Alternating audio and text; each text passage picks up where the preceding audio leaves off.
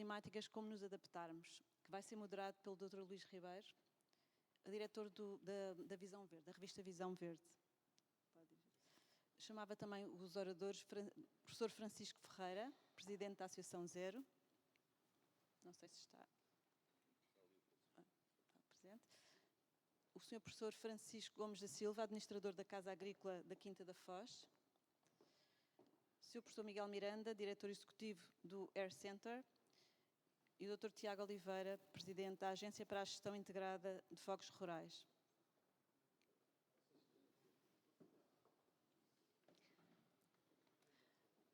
Agora, para fazer um enquadramento, antes de darmos início a este painel, vamos assistir à comunicação de Kaveh Jaredi, diretor do Gabinete das Alterações Climáticas, Biodiversidade e Ambiente da FAO. Excellencies, ladies and gentlemen, it's a pleasure to address you on this International Day Against Climate Change, with the central question, what challenges are ahead in the coming decades?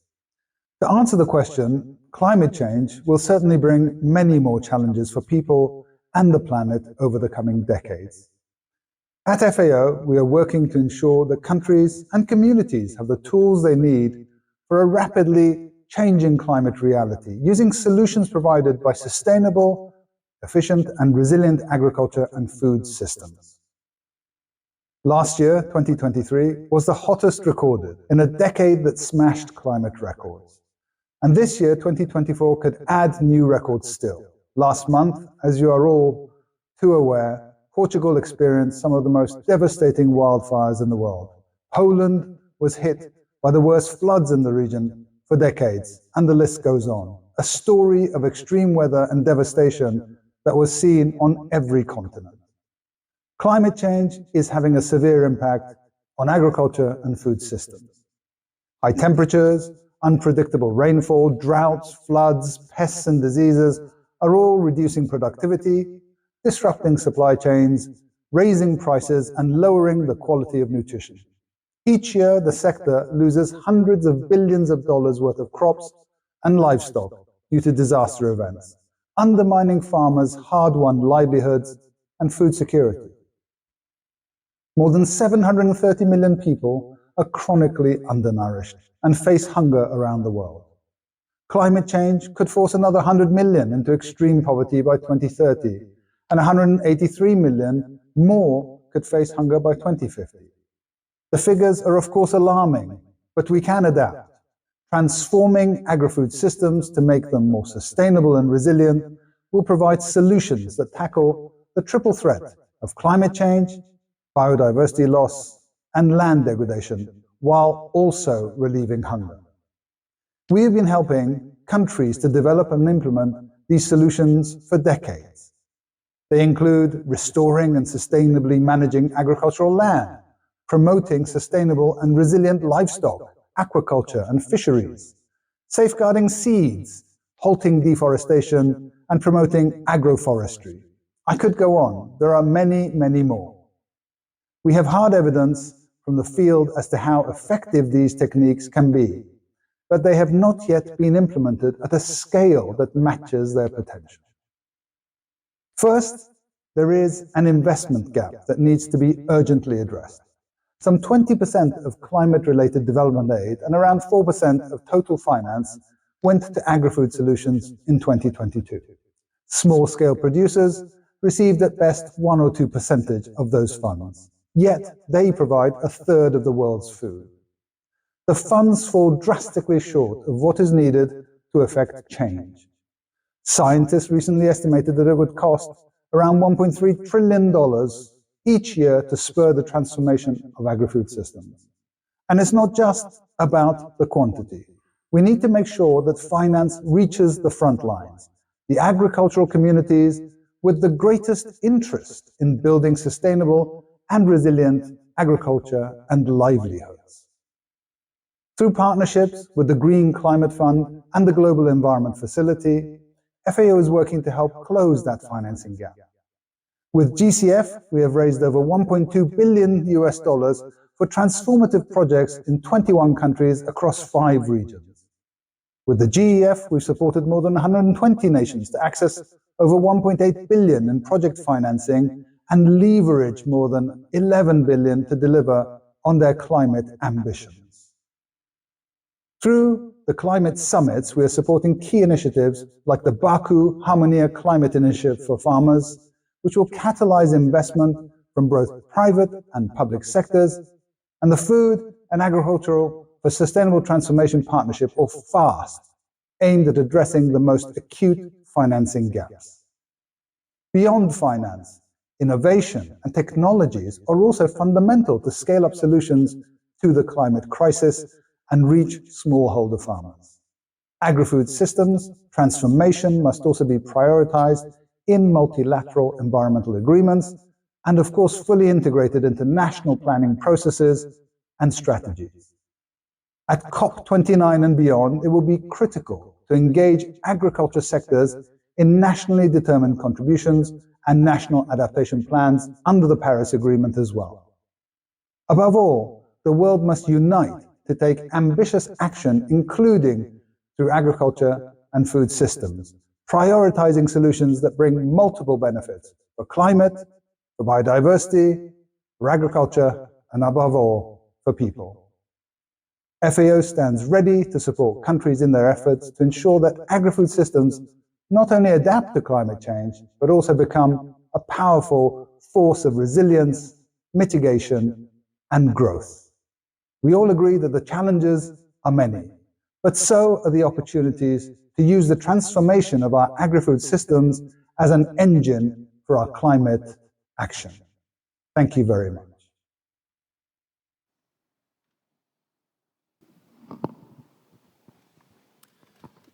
Ora, bom dia a todos. Obrigado por estarem connosco e obrigado aos meus companheiros de mesa. É um prazer e uma honra estar na companhia de pessoas que são tão fantásticas na sua área. Eu queria só começar por dizer que eu escrevo sobre ambiente há 25 anos na Visão e eu devo dizer que debaixo deste chapéu do ambiente a agricultura sempre foi o que me fascinou mais e fascinou-me essencialmente por duas razões. Primeiro, porque a agricultura tem dado passos de gigante para se tornar mais sustentável, mas a mensagem teme a não passar. A primeira reportagem que eu publiquei sobre ambiente foi precisamente sobre agricultura, foi sobre a aplicação desregrada de pesticidas. Eu, na altura, falei com gente que não sabia ler nem escrever e que me dizia que reconhecia as embalagens de pesticidas pela cor. Falei com gente que me jurava a pé juntos que, quando chovia, tinha de voltar a aplicar pesticidas porque a chuva lavava tudo. Isto hoje parece risível, mas nós formos aqui ao Rocio perguntar às pessoas qual era a agricultura mais amiga do ambiente, eu diria que pelo menos 9 em cada 10 pessoas vai dizer que antigamente é que era bom, antigamente é que a agricultura se fazia mais em harmonia com a natureza.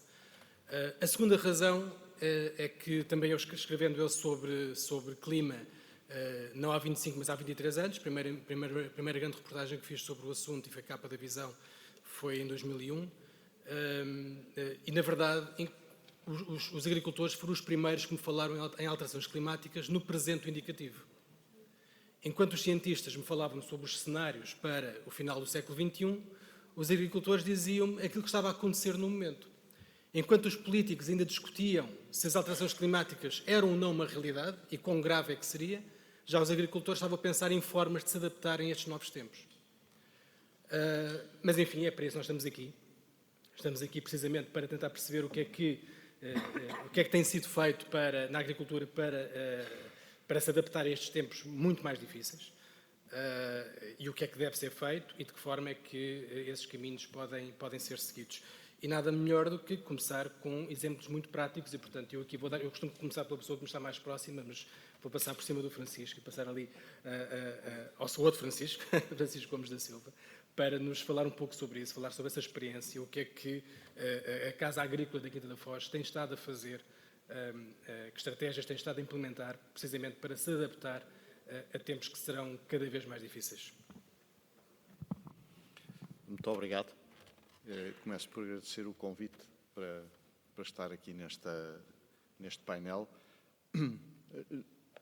Numa veste ou com um chapéu que não é aquele que eu utilizo mais nas intervenções mais públicas, mas que é de facto uma dimensão que cada vez ganha mais espaço na minha vida e que é de facto responsável por duas explorações agrícolas, claramente empresariais, na medida em que têm sócios aos quais eu tenho que prestar contas sobre tudo aquilo que faço, nomeadamente sobre a forma como consigo ou não consigo. Eu, quando digo eu, não sou eu, são as pessoas que lá trabalham. Eu vou colhendo os louros e levando depois as pauladas quando as coisas correm menos bem, mas obviamente o mérito é de quem está lá todos os dias a fazer o que tem que ser feito. Mas dizia eu, tenho que responder nomeadamente sobre a capacidade que temos de efetivamente nos adaptarmos aos desafios que se colocam em cada momento. E hoje, para a Quinta da Foz, de forma muito breve, é uma exploração que se situa aqui na zona da várzea de Benavente, de cerca de 430 hectares de produção de arroz e depois uma área, enfim, de charneca com algum montado e algumas areias onde se produzem algumas culturas hortícolas.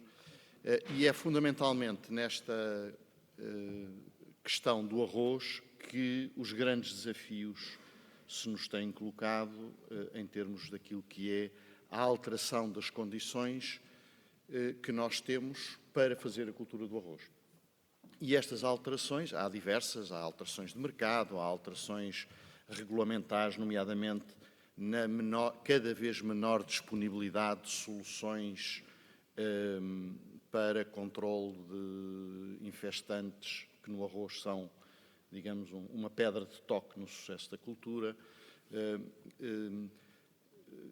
Mas, fundamentalmente, e aquilo que nos tem preocupado mais nestes últimos anos e que certamente nos irá ocupar e preocupar mais nos próximos, é a alteração das condições que nós vivemos, das condições de clima, por um lado, da incerteza das condições que se verificam no momento em que nós tradicionalmente instalamos a cultura, ali no final da primavera, mais ou menos, durante o mês de maio, tradicionalmente, e depois nas condições que se verificam ao longo do ciclo da cultura e nas condições que se verificam no final do ciclo da cultura. E eu refiro estes três aspectos porque a cultura do arroz, tal como quase todas, mas no caso do arroz, porque a água é um elemento extraordinariamente importante, não só ou nem principalmente para a satisfação das necessidades hídricas, onde evidentemente ela é essencial, porque é uma cultura que se faz em Portugal na primavera-verão, mas a água tem na cultura do arroz outras funções. E, portanto, a disponibilidade de água é, desde logo, chave para o sucesso que a cultura pode ter.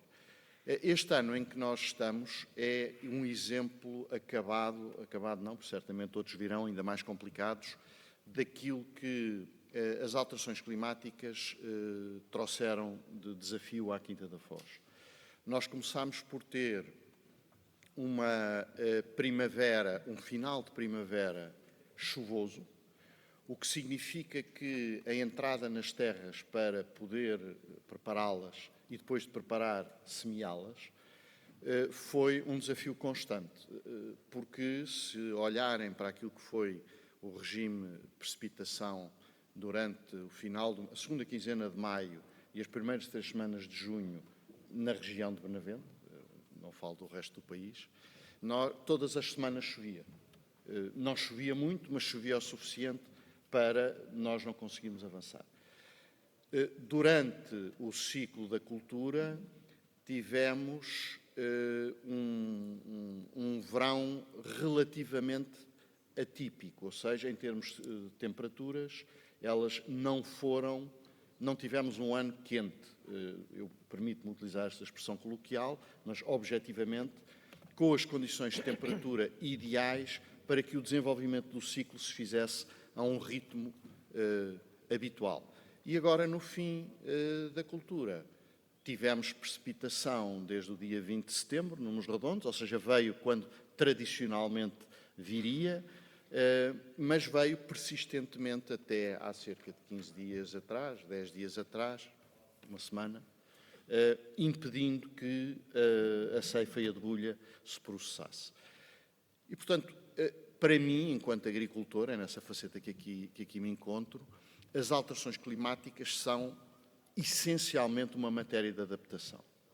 Eu não quero, obviamente, tirar importância às questões da mitigação, que há pouco aqui foram referidas e que certamente virão a ser referidas pelo Professor Francisco Ferreira, e percebo que é um desígnio da humanidade conseguir, de alguma forma, desacelerar este processo, mas as alterações climáticas, como muito bem referiu, para os agricultores não são uma questão de futuro. Elas existirão certamente no futuro, mas são uma questão do presente, e o presente para os agricultores não é exclusivamente o ano em que estamos e a campanha em que estamos, mas é esta e é a próxima e é a do ano a seguir. Okay? Portanto, o que é para nós a arma de adaptação? É a flexibilidade. Ou seja, nós temos que conseguir, nós na Quinta da Foz, aquilo para que lutamos e onde temos feito um investimento significativo nestes últimos 2 anos, essencialmente, numa relação próxima com a Academia, através da Faculdade de Ciências, que se tem disponibilizado para nos ajudar a encontrar novas ferramentas. Nós precisamos de uma enorme flexibilidade no momento da entrada da cultura, porque tanto podemos ter primaveras e verões secos, onde podemos, portanto, antecipar a entrada da cultura, tirando partido, desde que tenhamos água, evidentemente, acesso à água, tirando partido de uma antecipação de períodos com temperatura mais elevada e, portanto, acelerando o ciclo das culturas e evitando ter que chegar muito tarde à época da colheita, mas podemos ter as situações inversas, que foi o que aconteceu este ano. E temos que estar preparados, não para semear em maio, que seria aquilo a que estamos habituados, mas para semearmos eventualmente no final do mês de junho ou, eventualmente, mais tarde. E, portanto, a procura destas soluções é aquilo que essencialmente nos tem ocupado ao longo destes anos. É um custo, não temos resultados imediatos, mas não temos outro caminho.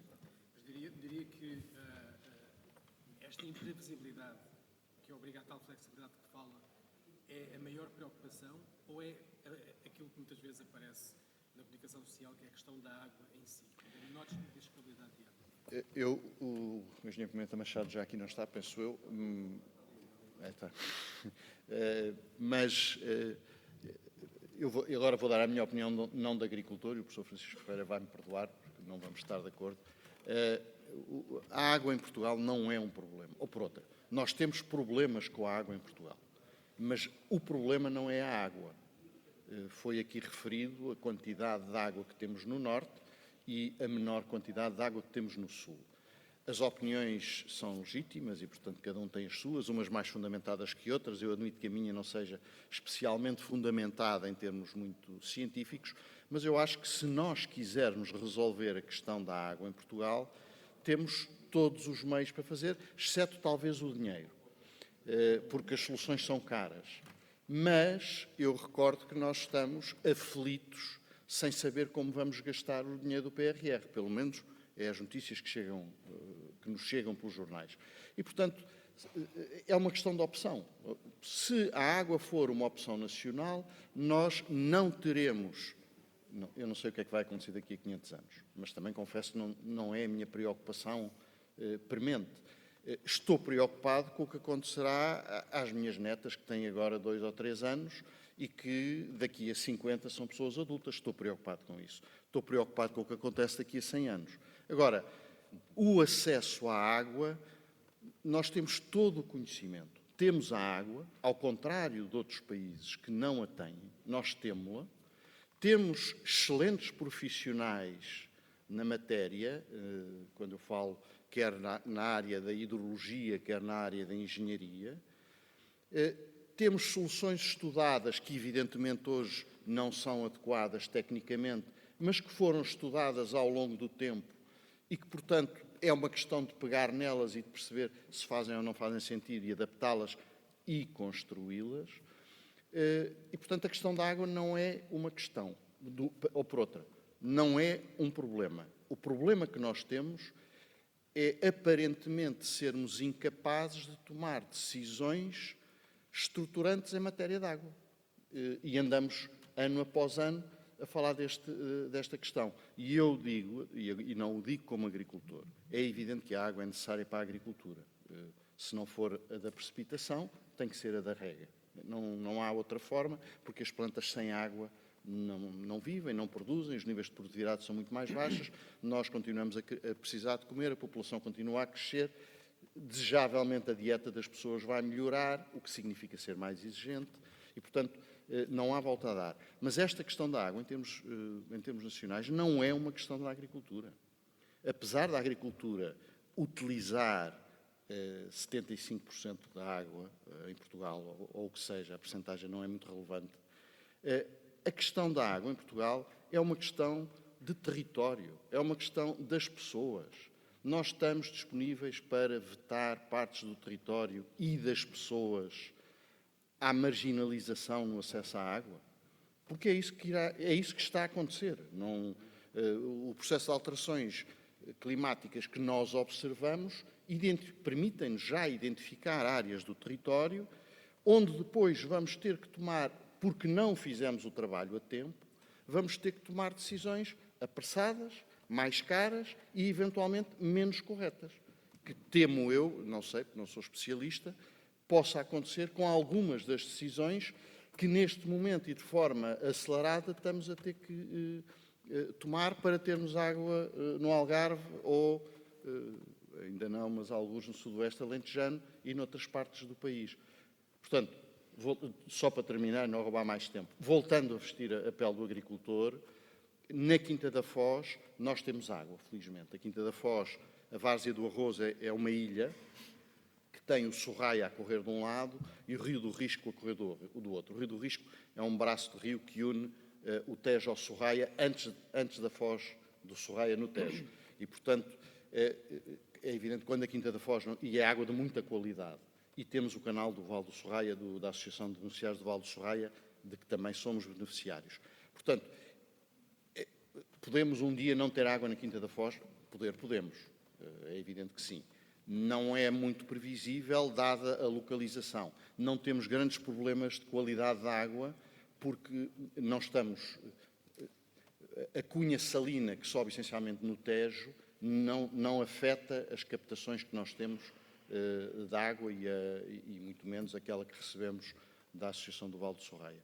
Portanto, para nós o problema, nós concretamente Quinta da Foz, não é tanto do acesso à água.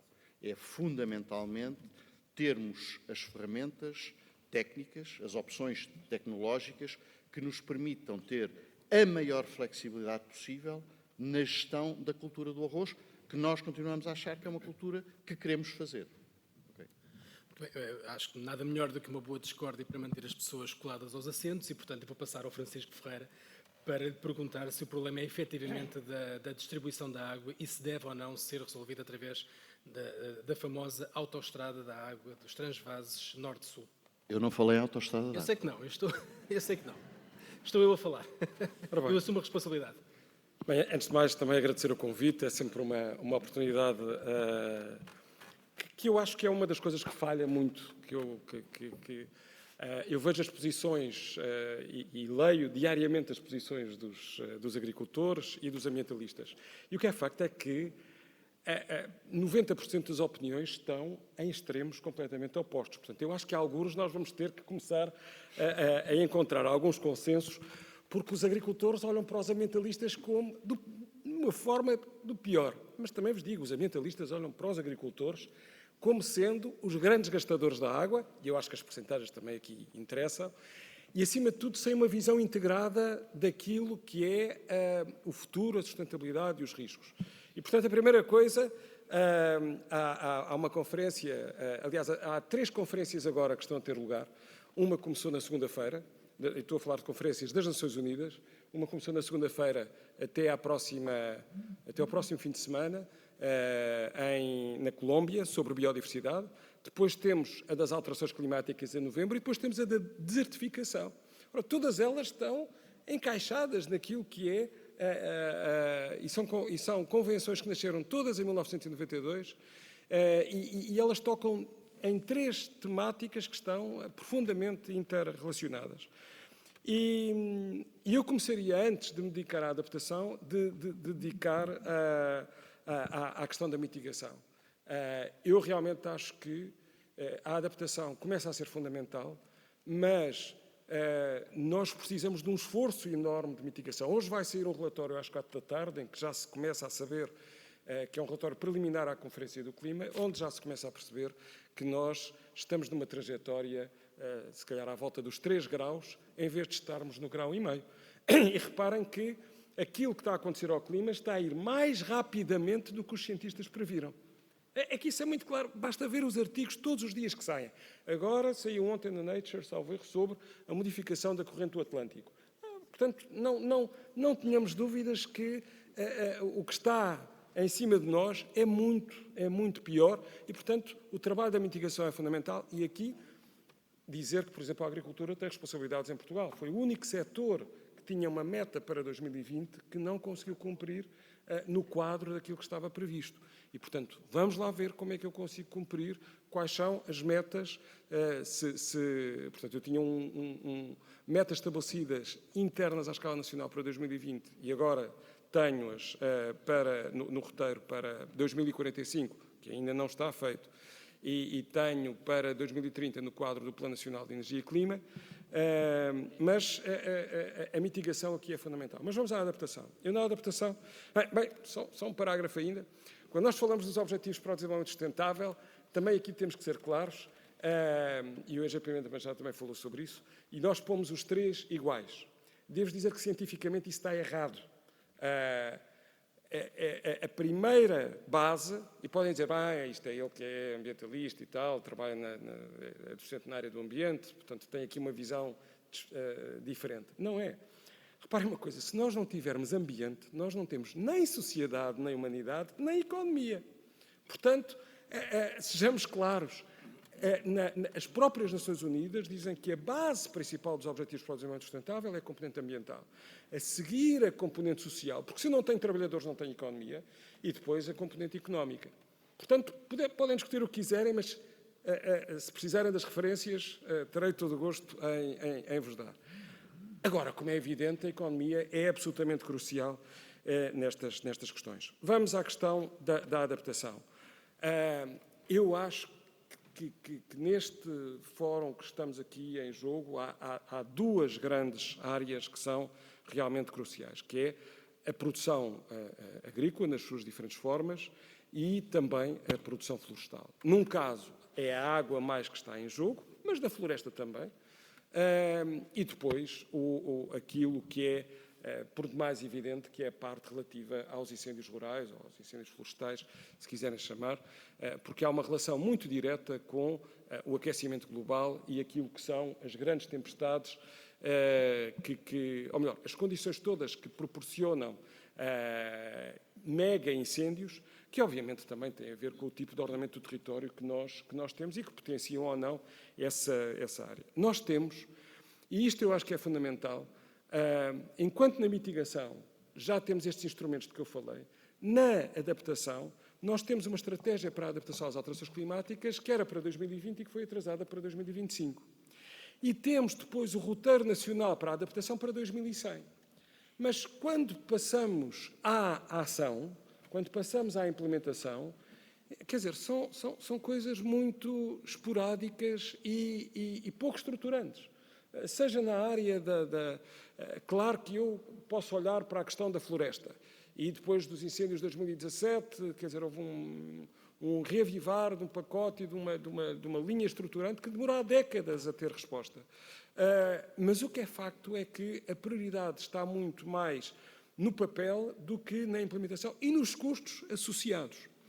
E aqui os custos é fundamental, não é? Quer dizer, chegamos à economia e como o Francisco muito bem dizia, o problema está, ou o diabo está nos detalhes, neste caso, está no custo das obras, no tempo. Falarmos, por exemplo, do PRR. O PRR nós temos 2 anos para executar e, por exemplo, onde o PRR mais atrasado está é nas obras de mitigação climática, em que não é adaptação, mitigação climática, em que todos os países se comprometeram com o mínimo de 37%. São as obras do metro, é a ferrovia, aí nem está no PRR, mas, quer dizer, é aí que eu tenho os atrasos das centenas de milhões de euros. E, portanto, é aí que eu tenho que resolver a questão em termos de mitigação. Vamos, então, à questão da água e da agricultura. Bem, do ponto de vista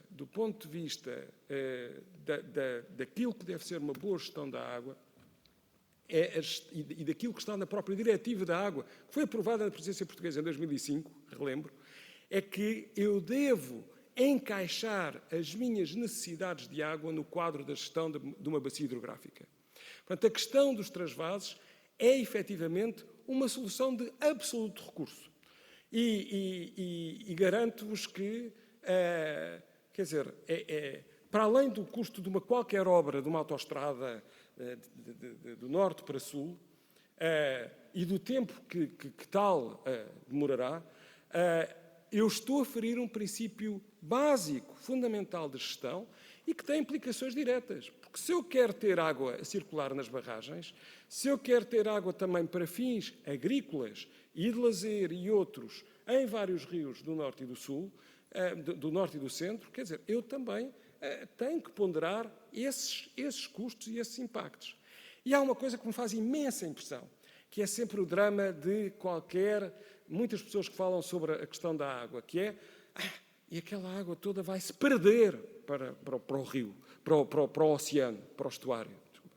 Perder pelo rio para o oceano. Vamos lá ver. Vejam os custos que eu tenho de ter estuários cada vez com menos água doce. É ver a investigação que está a ser feita por vários centros de investigação nossos cá, no Sado, no Minho, no Tejo, no Douro, quer dizer, e percebemos que as praias estão a ficar sem areia, também porque, e cá está, há custos e benefícios, porque não recebem muitos dos sedimentos que deveriam receber.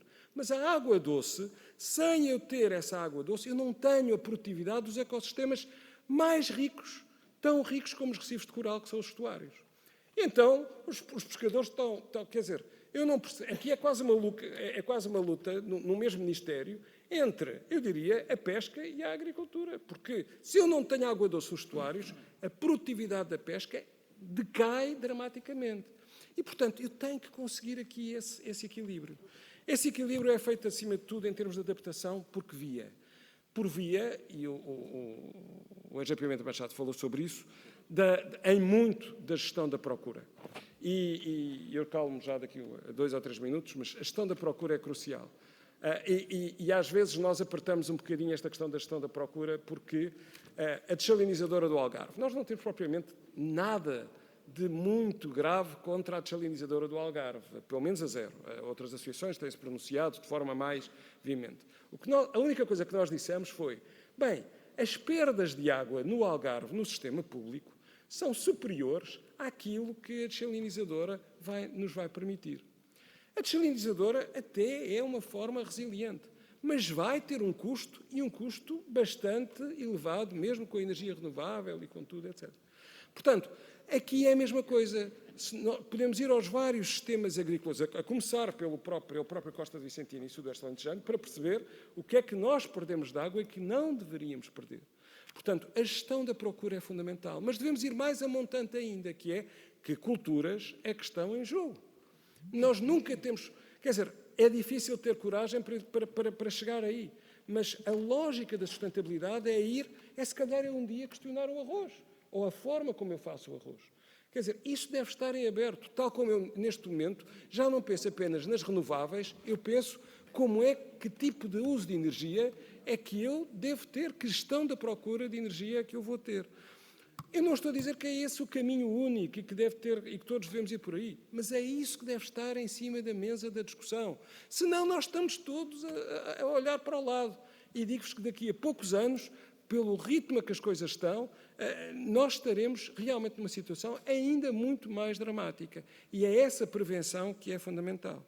Portanto, quando nós pensamos em alterações climáticas, pensamos, por exemplo, também na questão das monoculturas, ou mesmo nas florestas. Podem pensar, a Zero é contra os eucaliptos. Não é nada. A Zero acha que os eucaliptos, por exemplo, são fundamentais do ponto de vista do rendimento de muitas pessoas. O meu problema está na dimensão da propriedade, na forma como ela é gerida, na forma de eu rentabilizar aquilo que é uma floresta abandonada. E, portanto, em termos de adaptação, a questão da agricultura, olhar para a água, a questão das monoculturas, da vulnerabilidade do ponto de vista económico e do ponto de vista das pragas, que vão, quer dizer, é só verem o que também está a acontecer em termos da ocorrência de pragas em vários locais, onde eu tenho uma espécie a entrar no Mediterrâneo a cada 4 semanas, uma espécie exótica, muitas delas invasoras.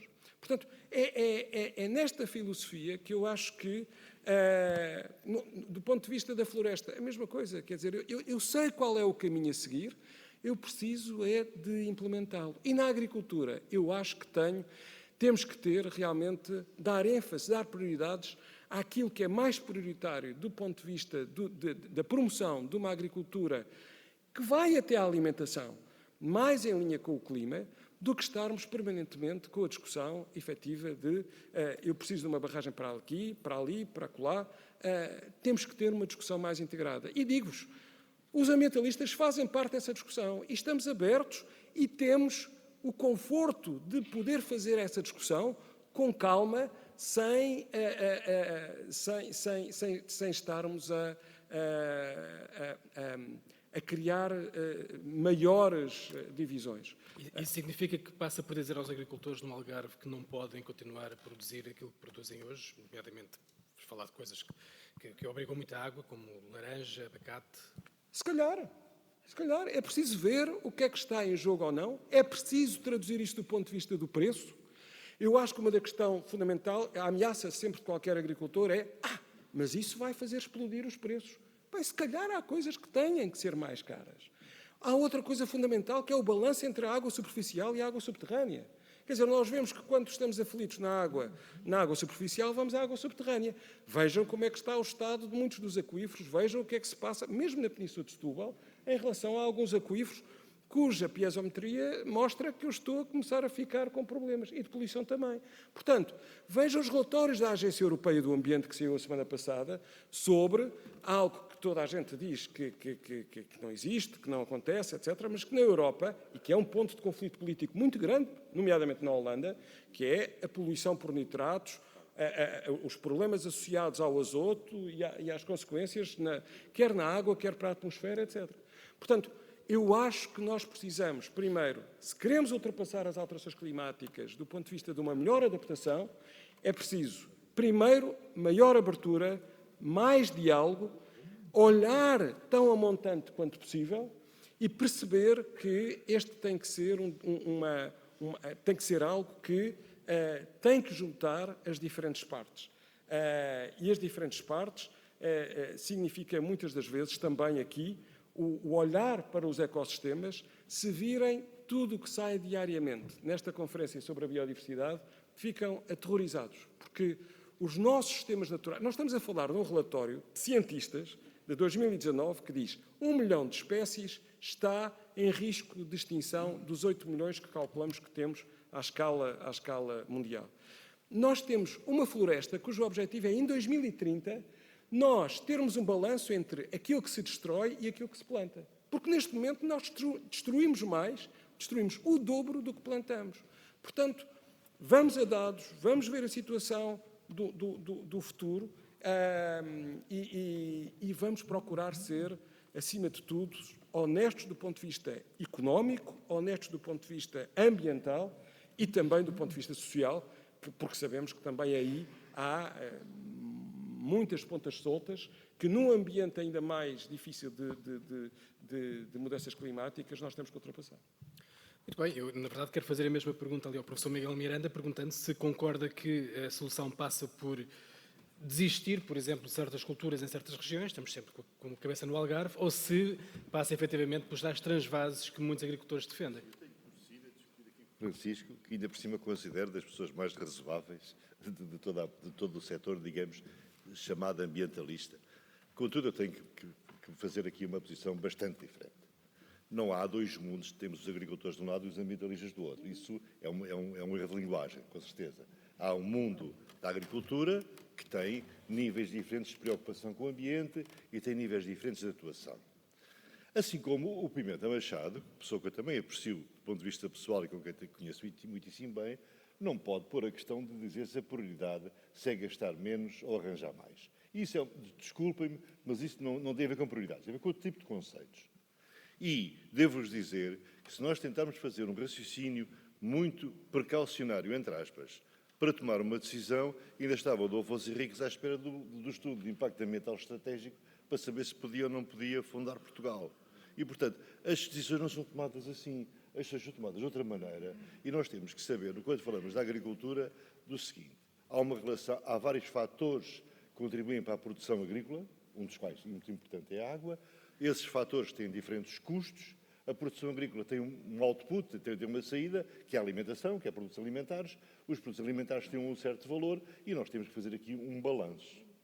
A questão toda é que, no que diz respeito àquilo que eu vou chamar a grande interligação, eu devo dizer que a palavra de ordem que eu, a partir da próxima semana, vou utilizar publicamente é interliguem-me, porra. E tem que ser percebido porquê. Não há nenhum... Eu estive a ler o site da Zero, com cuidado, até imprimi, para saber porque, evidentemente, com uma interligação de duas bacias hidrográficas, como disse o Francisco, levanta problemas reais. Problemas que têm a ver com a biodiversidade e não só. Essa interligação tem que ser feita de uma forma hipercontrolada. Mas é, obviamente, se há investimento que tem capacidade de, num período muito grande, produzir resultados, eu acho que é este investimento. E eu também revi, aqui há um ano, tudo aquilo que foi escrito antes de se construir o Alqueva e viu que muitas das coisas não se verificaram. Outras verificaram-se, mas muitas não se verificaram. Porque nós somos cientistas, aliás, eu e ele, e portanto sabemos que a ciência tem muita indeterminação. Mas a ciência tem uma coisa que não é indeterminação, é que globalmente nós vamos ter mais água na Terra, nós não vamos ter menos água. A água vai ter uma distribuição espacial e temporal muito mais difícil. E aquilo que seria a solução ótima, que obviamente seria deixar dentro da bacia hidrográfica todo o balanço, todo o fluxo de água, provavelmente nós não vamos ser capazes de o fazer no futuro. Não é nós portugueses, é nós globalmente. E já agora aproveito também para dizer que nós somos muito bem comportados do ponto de vista das energias renováveis pelo facto de termos nascido ao pé do Atlântico. E, portanto, termos o Atlântico aqui a despejar-nos água. Porque se nós não tivéssemos a base de hidrografia e de produção de energia hidráulica que temos e que já recebemos dos nossos avoengos, nós, obviamente, não teríamos os números que temos hoje. Portanto, nós temos isso porque realmente as condições naturais têm-nos sido muito favoráveis. Mais última acha para a fogueira. Nós não somos Israel. Agora está-se muito a comparação com Israel. Ainda há pouco tempo fiz uma conferência com um colega de Israel, é fantástico, de explicar como é que eles faziam a gestão. E eles fazem uma grande intrusão no sistema natural. Eles, na verdade, quase que reindustrializam o subsolo. Mas, na verdade, Faro tem ainda o dobro da precipitação média de Israel. E se vocês forem um bocadinho mais para o norte, chegou a ter 7 vezes. Portanto, nós não estamos a falar do mesmo problema. Agora, como é que isto pode ser gerido? E eu aí tenho uma ideia, pronto, que tem um bocadinho a ver com a minha experiência de vida. Não sou especialista em coisa nenhuma. Da agricultura que eu conheço é ao nível do restaurante e do muito que eu andei a trabalhar com colegas de agricultura. Mas, na verdade, há uma coisa que eu sei, é que a mudança climática está a ser tão rápida que, na verdade, só atores muito estruturados é que têm capacidade de responder. Na verdade, isto não pode ser respondido ao nível de uma miríade de pequenos atores de pequena dimensão. E o que está a acontecer é que uma das respostas que a sociedade está a dar à mudança climática é a empresarialização da agricultura. Essa empresarialização tem uma vantagem para nós, é que nós temos atores com quem podemos negociar ao mesmo nível que negociamos com um ator industrial. E, portanto, aí sim, tudo aquilo que o Francisco diz tem todo o cabimento. Dizer, se a exploração é uma exploração que é centralizada, tem capacidade técnica, tem capacidade de investimento, então tem obrigações. E essas obrigações têm que ser traduzidas, por exemplo, na manutenção da biodiversidade à partida, têm que ser também vistas sob a forma de análise e monitorização regular dos solos, da quantidade de água, todos os fatores que são precisos, que devem ser distribuídas publicamente e ser conhecidas de todos. Nessa altura nós temos atores com que nós podemos trabalhar de uma forma um pouco diferente. Eu diria, se calhar, a floresta também penso que vai ter que caminhar para esse domínio, porque nós não, na verdade, o que se passa é que se nós fizermos as contas, mas isso deixa aqui para o Tiago, mas sacarmos uma pequena exploração e colocarmos dentro dos custos o custo dos fogos e o custo de todo o sistema de alerta, de resposta, etc., nós chegamos à situação que todas são negativas. E, portanto, elas não podem ser geridas desta maneira. Tem que haver um outro modo de produção. E é óbvio que nós vamos ter que mudar a cultura. Vamos ter que mudar culturas porque a temperatura vai mudar e porque além da temperatura mudar, o regime de precipitação vai nos obrigar a transportar água de um lado para o outro. O problema que os romanos já tinham há 2000 anos. Só que eles resolviam isto com aquedutos, que é o que nós ainda fazemos hoje. O problema é que nós estamos 2000 anos atrasados. E nós precisamos de ter formas de transportar água de um ponto para o outro de uma forma mais eficiente do que fazia o Adriano, não é? Porque ele, coitado, já morreu há uns tempos. E nós temos hoje em dia essa capacidade e a resposta tem que ser encontrada na ciência, na tecnologia e no respeito pela natureza. E a gente tem que transportar esse respeito pela natureza aos atores que estão a trabalhar no terreno. E temos que verificar e validar se eles o estão a fazer. E, portanto, esta aproximação destes dois mundos vai-se fazer essencialmente pela responsabilização. Mas para haver responsabilização tem que haver dimensão, tem que haver sustentabilidade económica e tem que haver capacidade de levar onde é preciso os elementos que são precisos. Porque nós, como um todo, e como um todo nacional, temos que ser capazes de responder aos vários problemas, não é? Não é só ter água para tomar banho, é também ter qualquer coisa para comer à hora de almoço e à hora de jantar, é exportar produtos agrícolas se tivermos capacidade para isso e conseguimos manter o nosso nível de vida razoável.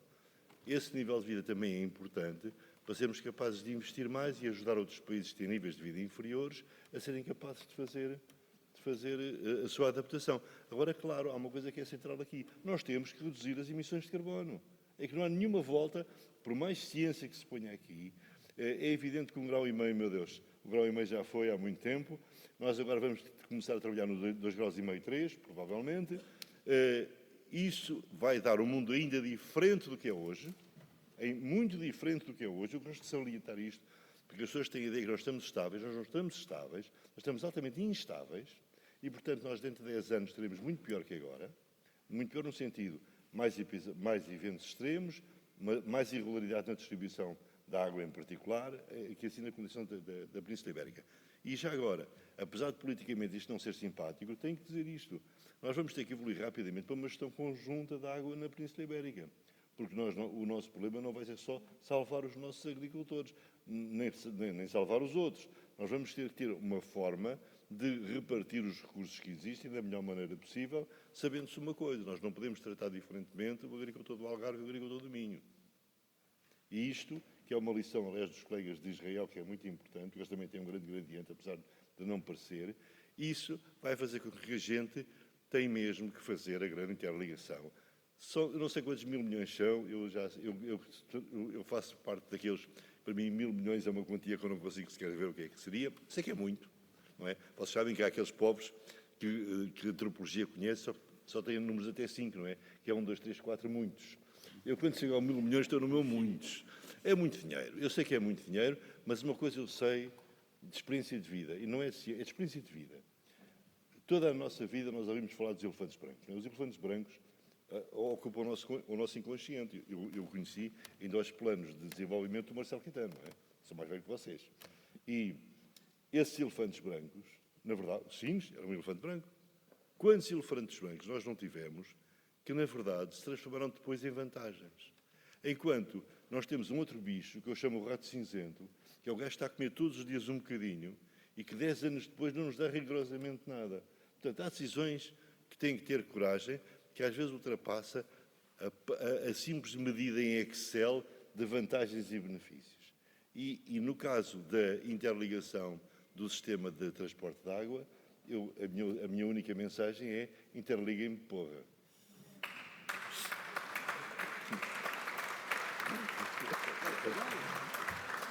Muito obrigado. Eu agora vou pôr um bocadinho de água na fervura, porque ainda não falámos das florestas e temos falado das florestas. Um dos impactos mais preocupantes de um clima mais quente e seco, particularmente em Portugal, é que as coisas podem ficar ainda piores ao nível dos incêndios. A minha pergunta para o Tiago Oliveira é se os cenários climáticos estão a ser levados em conta no planeamento da gestão florestal e se tivesse de escolher uma medida a implementar no imediato para aumentar a resiliência das nossas florestas, que medida seria? Obrigado pelo convite, pela oportunidade de responder à sua pergunta, e a resposta é simples, é não. Não estão a ser considerados. O país vive numa abordagem empírica, nihilista, relativamente ao conhecimento, e as instituições têm uma fragilidade muito grande para tomar decisões consistentes e organizadas para aprofundar o planeamento e concretizar os planos. E, portanto, a resposta é simples, é não. Acreditamos que podemos plantar o que quisermos, onde quisermos, como quisermos, com transvases, sem transvases, com canadeiros, sem canadeiros. Ainda não nos caiu a ficha. De vez em quando cai. E acho que há aqui uma reflexão profunda a ser feita relativamente à preocupação do país como um todo e as instituições em particular conseguirem ter qualidade de decisão ao nível das instituições. E isso é muito difícil no Estado em que está a administração pública, no Estado em que a administração pública e os incentivos que a administração pública tem, porque nada beneficia quem toma a decisão de risco, nada beneficia o gestor público que inova e que se compromete com algo diferente. Colocando a questão ao contrário, e o desafio é essencial para o país, nomeadamente os incêndios, e a mim fico impressionado é como é que se fala da água, de uma série de coisas, e da seca, e do nexo das cheias, e do nexo da perda do solo, e não se fala de floresta.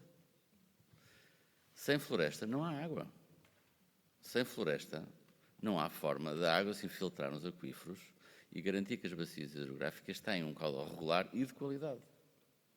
Mas nunca se fala de floresta. Fala-se em reduzir a procura e aumentar a oferta, não é? Porque é que no Algarve vai-se conduzir uma salinizadora e não se vai dizer a quem está aos montanheiros algarvios, digamos assim, giram melhor o vosso território, reduzam a evapotranspiração, plantem árvores, garantam a infiltração de água no solo e se calhar começamos a ter mais água a ser produzida a jusante.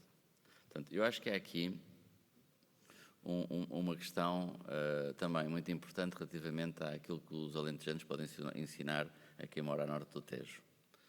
Bem, sei que o domínio agrário do Sul e o controle desse mesmo território, a silvopastorícia e as ajudas da PAC contribuem muito para o sucesso daquela floresta, a ser resiliente e não ter tantos incêndios, e uma certa planura também ajuda, mas a norte do Tejo a floresta tem que ser mais esparsa, tem que estar mais comida, o subbosque, nomeadamente os combustíveis finos e os matos, e temos que queimar de uma forma mais frequente. Mas não é possível ter aquele estoque de árvores por hectare que habitualmente teríamos.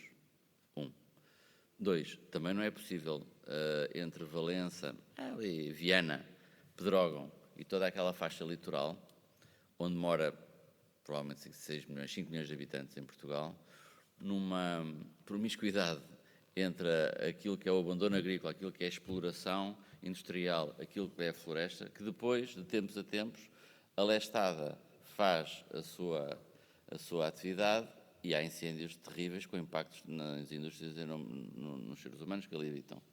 Porquê? Porque o desordenamento territorial é total.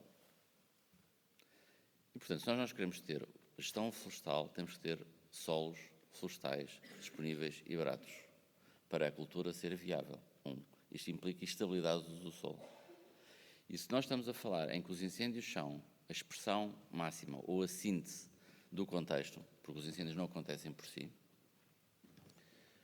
esse contexto é dominado essencialmente pelo uso e pela ocupação do solo, daquilo que é floresta, daquilo que é os matos, ou dos saltos, ou aquilo que é a agricultura, e também do urbano e da forma como o homem usa este território.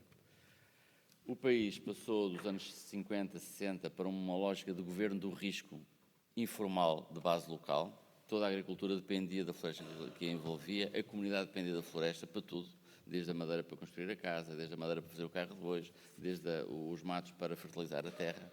E com o advento do diesel e do complexo agroquímico, e com a abertura à EFTA e com a globalização, tudo isto se alterou e as pessoas vieram-se embora, vieram para as cidades e a urbanização trouxe outras vantagens, naturalmente, mas a governação do risco passou de um ato informal de base local para um processo formal, de base nacional, mas sem conhecimento, ajustado a. Há bombeiros, há capacidade de pôr mangueiras, há capacidade de pôr carros. Os recursos não são a limitação. Mas a gestão do conhecimento e a tomada das decisões com qualidade e de longo prazo, essa sim. E, portanto, a reflexão que eu aqui gostaria de deixar é que se quisermos ter floresta, se queremos ter água para regar as culturas agrícolas ou para beber, temos que decisivamente olhar para a questão da floresta e dos incêndios, não pela ótica da lógica tecnológica, em que soluções que tentam mitigar, sim, as consequências dos incêndios por via da tecnologia, com aviões, com motobombas, com tecnologia de investigação, o que seja, mas sim atacarmos as causas que são essencialmente sociais e económicas. E se nós não formos capazes de dar este salto, e o país fez esse salto em 2017, quando reconheceu o problema, se nós não continuarmos nesse caminho de consolidar as lições que foram aprendidas em 2017 e virarmos um bocadinho noutra direção, muito provavelmente o trabalho que foi feito desde 2017 pode-se perder. Mas deixa-me perguntar-lhe uma coisa. Como é que um país que sofre tanto com os incêndios continua a preferir combatê-los em vez de os evitar? É uma questão de quê? É um problema de ciclos políticos que são de 4 anos? E, portanto, estamos a falar da prevenção, que planeamento bem feito é uma coisa que demora, nem digo anos, digo décadas. É esse o problema? É o quê? Não, porque assim, o combate, quando o incêndio está a acontecer, tem que ter uma resposta. E o político dá a resposta no curto prazo. O povo quer aviões e o político dá os aviões.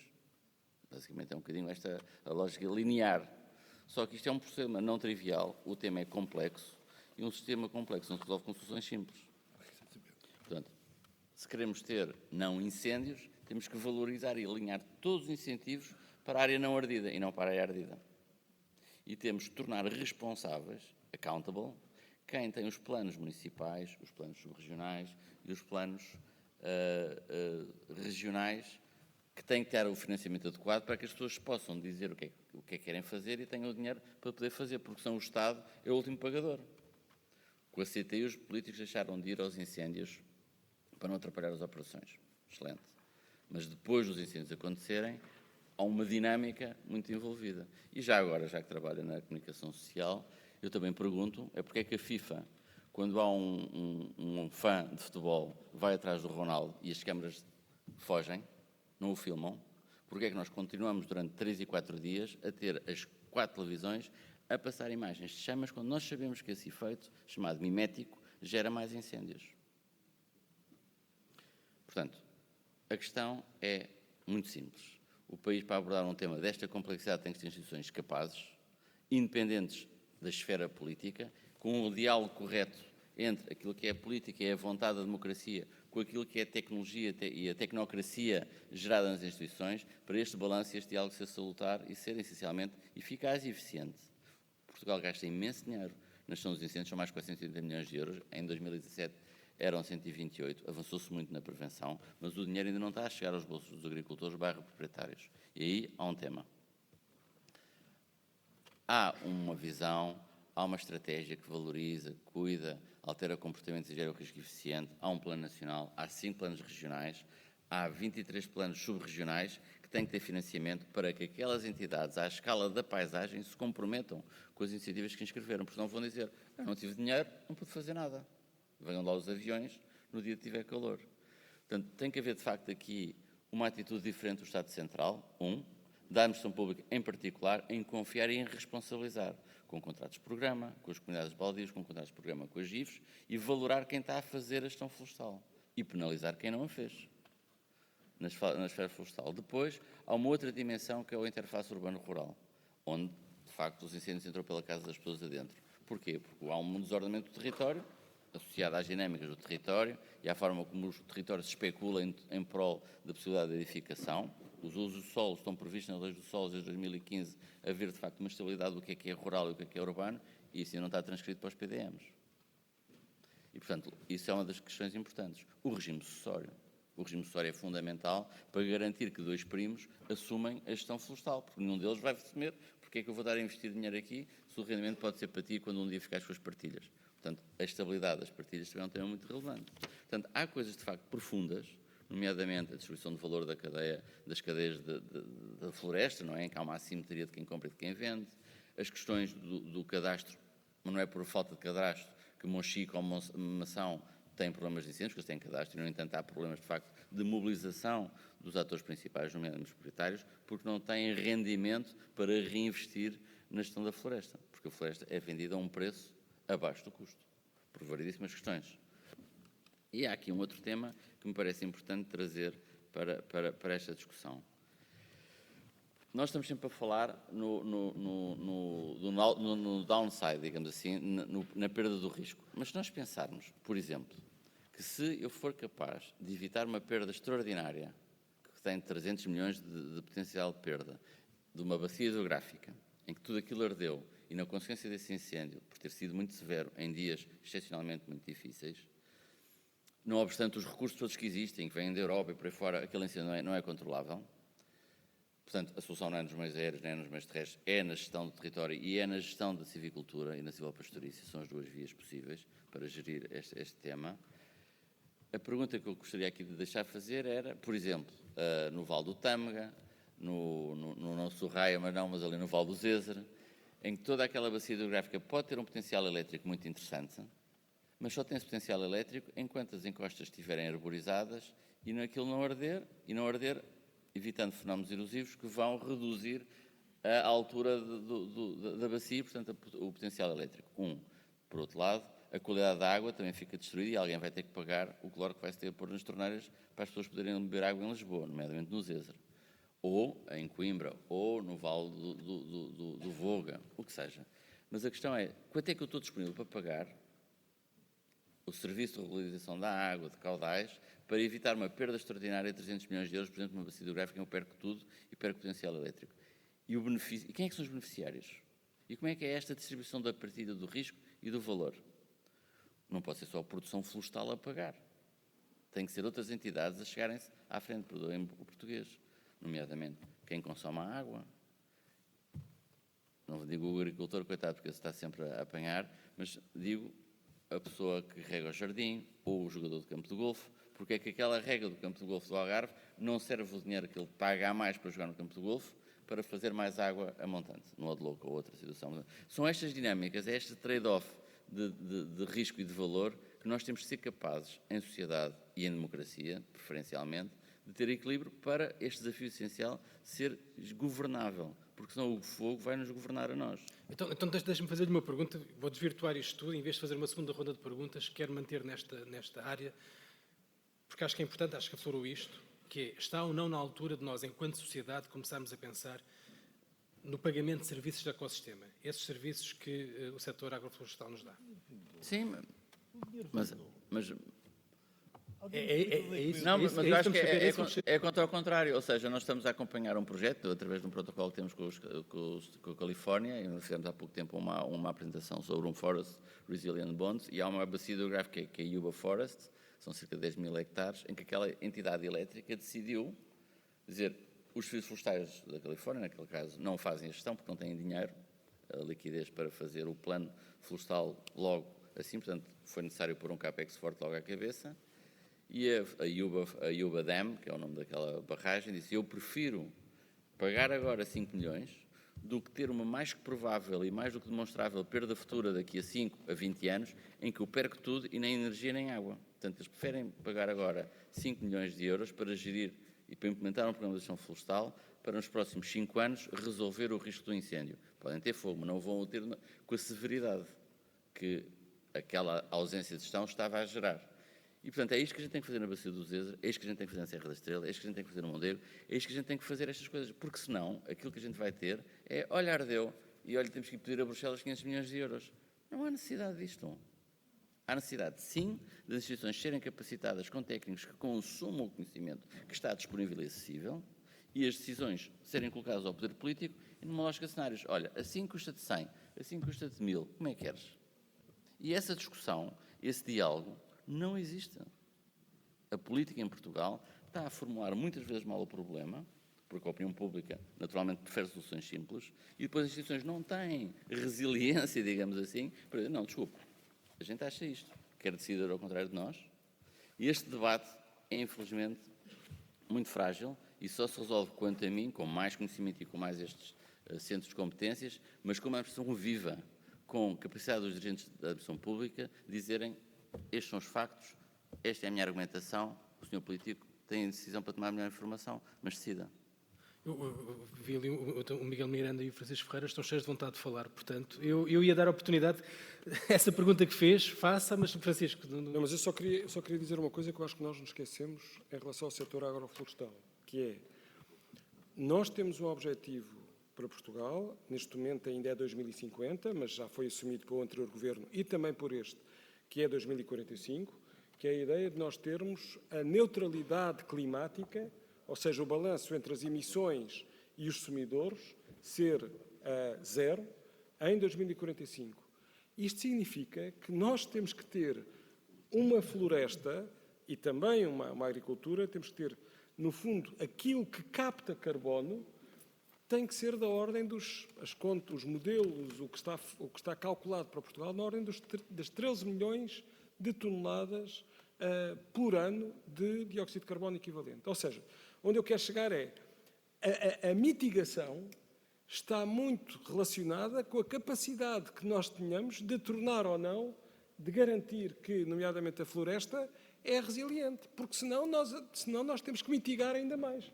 Ou seja, nós estamos confiantes que vamos ter uma floresta em 2045 que vai retirar não sei quantos CO2.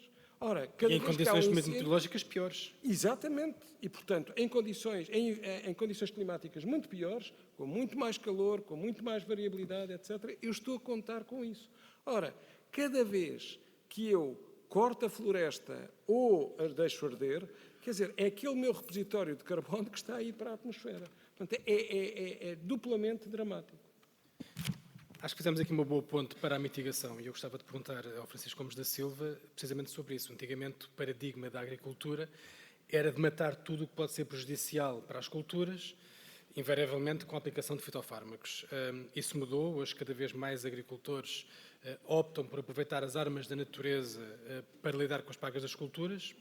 Aliás, a aplicação de pesticidas por unidade de produção tem caído. Estamos numa fase em que a agricultura começa a trabalhar com a natureza em vez de contra a natureza?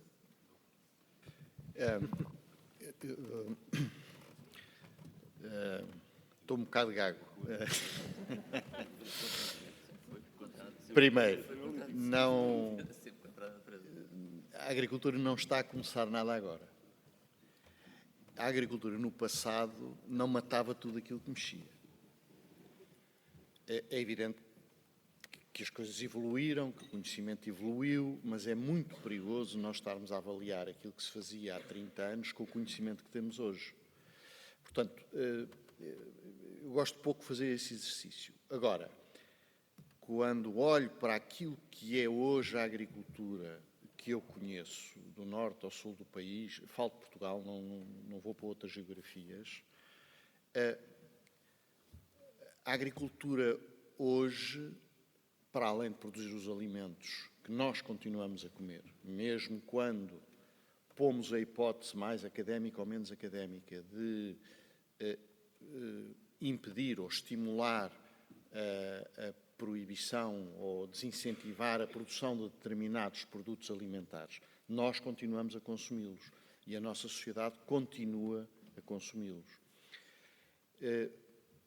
Do ponto de vista dos agricultores, nós continuamos a produzir, enquanto agentes económicos, aquilo que as pessoas pretendem consumir, pelos sinais que vamos tendo, pelos níveis de procura que existem relativamente aos produtos, dentro das condições em que é possível fazê-lo.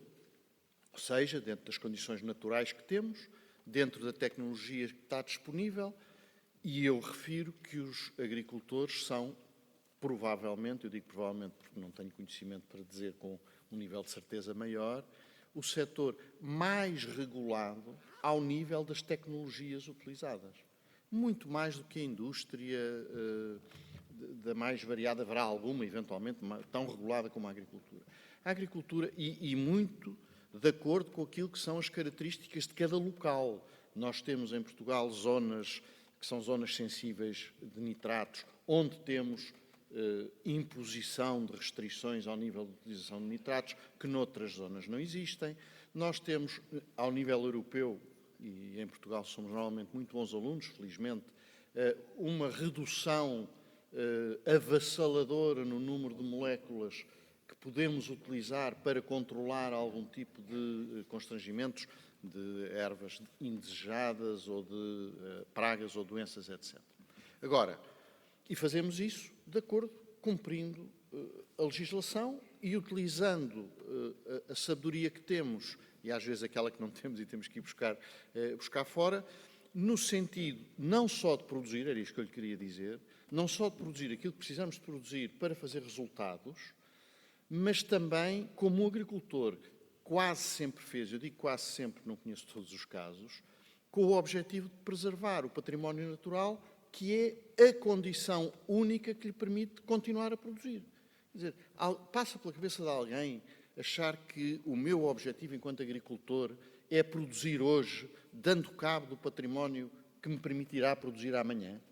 Não faz sentido, não é essa a preocupação, antes pelo contrário.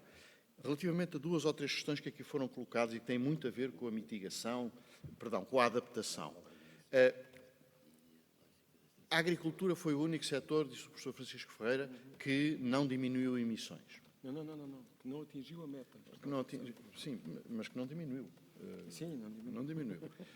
Eu chamo a atenção que a agricultura, também nesta matéria, foi e ainda é um bocadinho o parente pobre da contabilização, porque eu estive envolvido na elaboração do roteiro na altura e estou envolvido indiretamente, mas estou, através do Instituto Superior de Agronomia, na revisão que foi feita do PNEC e agora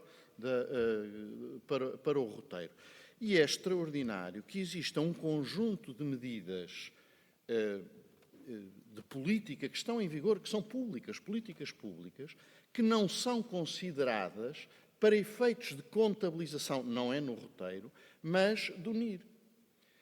Ou seja, nós dizemos que a agricultura não atinge, mas depois não temos a capacidade, do ponto de vista contabilístico das instituições públicas que zelam por isso e que têm que fazer essa contabilidade, de introduzir no cálculo algumas práticas que até são financiadas com dinheiros públicos e que não estão a ser contabilizadas pelas emissões que evitam ou por o sequestro que aumenta. Uma outra questão que aqui foi dita e que mexe muito com a agricultura e que é a questão da água, peço desculpa, e já eu iria responder ao Tiago porque é que não falo de floresta enquanto agricultor. Não falo porque, no caso concreto, tenho uma área de montado ali na Quinta da Foz e queria plantar uma área de floresta e estou proibido. Estou proibido, não posso. A floresta que faz sentido eu ter ali. E, portanto, a razão pela qual, enquanto agricultor, não posso falar muito de floresta porque não me deixam tê-la. A questão da água e das bacias hidrográficas que o professor Francisco Ferreira referiu e que o professor Miguel contrapôs, quer dizer, a legislação, a Lei Quadro da Água é que é hoje, há 40 anos não tínhamos Lei Quadro da Água e provavelmente, e Deus queira que assim seja, daqui a 10, 20 ou 30 teremos uma Lei Quadro da Água adaptada àquilo que serão as necessidades. E, portanto, já existia Lei Quadro da Água quando alguns transvasos foram construídos. Em Portugal não temos muitos, mas assim de cabeça eu conheço 2, não sei se há mais do que 2. Temos um entre o Sado e o Guadiana e temos outro entre o Douro, ou a Grande Bacia do Douro, e a Bacia do Tejo, na Meimoa. Portanto, quer dizer, para mim a questão legal não é um problema, quer dizer, porque a lei não é estática, porque a lei tem que evoluir para resolver os problemas às pessoas. Coisa diferente é, se me disserem assim, não, mas isso no futuro continuará a ser mau, intrinsecamente mau. Que é caro é que o PRR não servia para isto, hoje não serve, faltam 2 anos. Mas há 5 anos atrás faltavam 6. E não foi por isso que se afetou dinheiro a resolver este tipo de questões. Pode-se dizer assim, não foi, porque na altura, quando foi pensado o PRR, politicamente entendia-se que esse não era um caminho. Pronto, e agora pagamos o preço. A mesma coisa para a floresta. O PRR afeto à resolução dos problemas estruturais da floresta foi 0. Quer dizer, o pacote de PRR floresta não tem nada a ver com isso. Tem a ver com algum esforço de inovação que alguns clusters estão a fazer. Questionar as culturas, a adaptação, foi o professor falou, e com toda a razão. Eu sou o primeiro, eu que produzo arroz, sou o primeiro a questionar se devo ou não devo produzir arroz.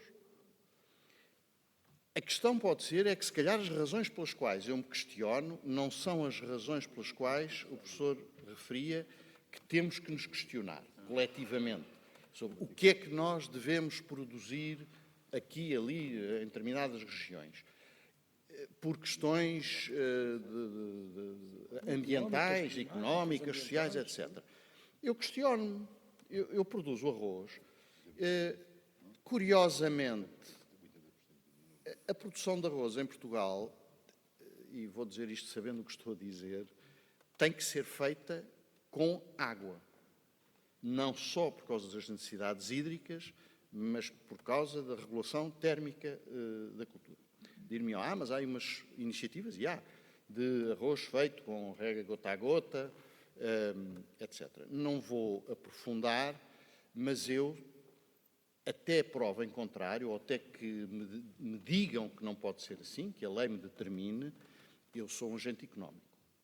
E, portanto, cumprindo toda a legislação e indo muitas vezes além da legislação, nomeadamente em algumas práticas que procuramos introduzir na Quinta da Foz, com o melhoramento do microbioma do solo, com a reintrodução de técnicas de plantação para permitir ter uma janela temporal mais alargada para gerir as infestantes de forma não química ou menos química, não é por mais nada, até pode ser pessoalmente, mas é porque do ponto de vista económico tenho algum ganho se o conseguir fazer gerindo os níveis da água durante mais tempo e, portanto, entrando mais tarde, ou seja, se eu tiver planta pronta, em vez de ter que semear, eu posso dar-me ao luxo de entrar um mês mais tarde e tenho esse mês para gerir as infestantes, com os níveis da água, com mobilizações mais simples do que outras.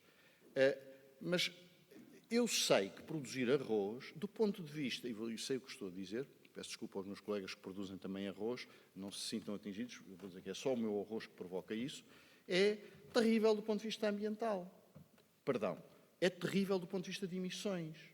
Porque eu estou a gerir uma área que encharco propositadamente, que mantenho encharcada, desejavelmente o ano todo para conseguir reduzir alguns custos que têm a ver com o controle de infestantes, e que isso é terrível do ponto de vista das emissões de metano, que tem, obviamente, um efeito, do ponto de vista ambiental, muitíssimo mais danoso do que o CO2.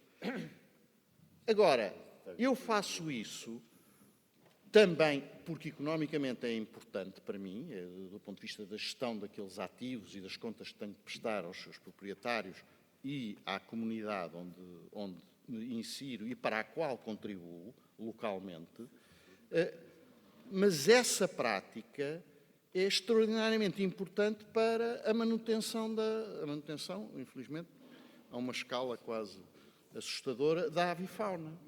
Eu tenho bandos de flamingos que só ali estão porque eu tenho água, tenho bandos de ibis que só ali estão porque eu tenho água, tenho um drama de cegonhas que só estão ali porque já não tem mais sítio nenhum para estar, porque os postos no resto do país já devem estar todos ocupados e, portanto, elas vão para ali.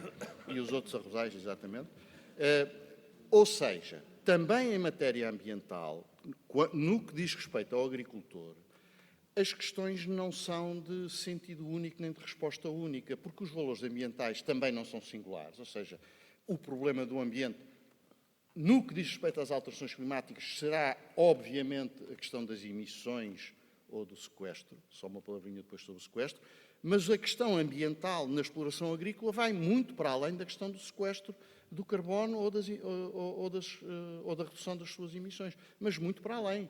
Toda a questão da biodiversidade, da gestão da biodiversidade e do aumento dos níveis de biodiversidade, desde a biodiversidade no solo até ao topo das cadeias tróficas com as aves, muitas vezes implicam, como o exemplo que eu acabei de dar, não reduzir emissões. E, portanto, há escolhas que têm que ser feitas. Rapidamente. Portanto, o país espera que a agricultura e a floresta contribuam para a redução, para o equilíbrio do balanço, exatamente, aumentando a sua capacidade de sumidor. As atividades agrícolas, genericamente falando, não são um sumidor, são uma atividade florestal. Exatamente. A florestal, determinada atividade florestal, tem um contributo como sumidor enquanto as árvores estão de pé e, de acordo com as lógicas do balanço, quando são cortadas, registram emissões. Embora depois, numa análise de ciclo de vida, todos sabemos que há sequestro que se mantém, no último trabalho que fizemos, a um horizonte de 100 anos. É um dado interessante, e eu peço desculpa de falar neste tipo de floresta, mas que foi a que eu conheci melhor por razões profissionais. A floresta de eucalipto, a que existe, não é a floresta ideal de eucalipto que existiria em Portugal se, como disse o Tiago e bem, pudéssemos todos transformar a floresta daquilo que gostaríamos que ela fosse. A floresta de eucalipto que existe, numa contabilidade de 100 anos, tem, fazendo a análise de ciclo de vida dos produtos, portanto, no caso dos produtos à base da celulose extraída do eucalipto, tem um balanço, eu não quero usar a palavra balanço porque tem um significado muito próprio, mas tem um balanço, peço que terá que ser, positivo. Portanto, fazendo a análise completa das fileiras que estão aqui em causa, e não do segmento da floresta, onde, quando ela é cortada, emite, e depois a madeira vai entrar, sendo sequestrada num produto que está ajusante nas fileiras. E, portanto, o contributo que a agricultura e as florestas podem dar serão aqueles que o Estado português entenda e que esteja disponível para colocar os estímulos adequados à frente dos olhos dos agentes económicos que ocupam o território. Porque não há ocupação do território sem agricultores ou sem proprietários florestais e sem gestores florestais. Não existe. Portanto, se alguma coisa está mal, ou aquilo que está mal, e é óbvio que há muitas coisas que estão mal, para serem mudadas existem políticas públicas, ou deverão existir as políticas. O dinheiro é sempre colocado como um problema, mas o que é facto é que depois ele aparece. E normalmente aparece nos momentos de catástrofe. Portanto, vou-me calar. Posso reclamar? Eu vou ser muito rápido, a hora é muito avançada, mas tenho que reclamar sobre isto. Quando eu era jovem, dizia-se que Portugal ia chegar à Lua, fazendo sempre, pondo um padre e um polícia, um padre e um polícia, um padre e um polícia.